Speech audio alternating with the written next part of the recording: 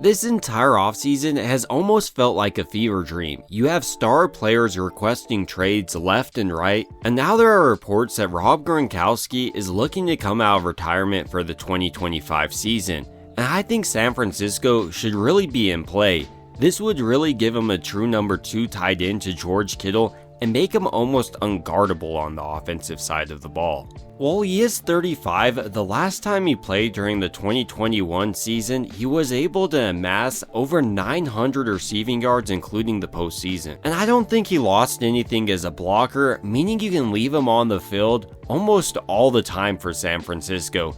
This may even be more impactful with a guy like Deebo Samuel requesting a trade. And it does appear Kyle Shanahan is in the market for a tight end. He's been linked to Penn State's Tyler Warren coming out of the draft with their 11th overall pick. So with one of the greatest tight ends of all time becoming available, I'm assuming he's going to be heavily involved in attempting to get Rob Gronkowski on this team.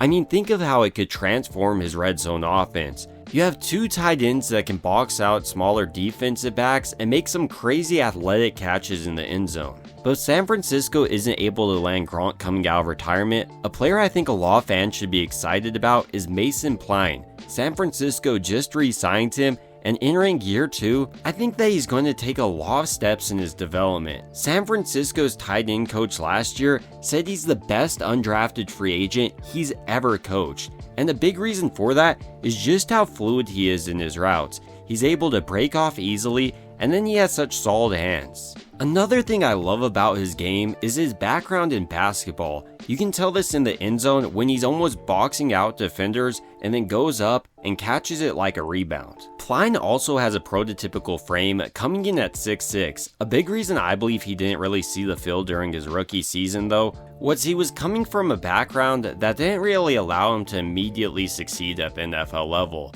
During his college career, for instance, he played at Furman, a D2 school, and while he was dominant there, he needs to add strength and size this offseason to take the next step. He also was able to continually refine his technique as a rookie, so if he continues that trajectory this offseason, I believe he could make a push for the tight end 2 job for San Francisco. Someone else on their roster that also has the potential to do this is Brayden Willis. Coming out of Oklahoma, he was extremely athletic but needed to become more refined as a tight end. So far, he's been dominant as a blocker, but still working on his pass catching ability. That's not to say he's terrible in any means, I just think that he can be a little bit better in his route running at times. But he also has a versatility Kyle Shanahan loves, being their fullback too.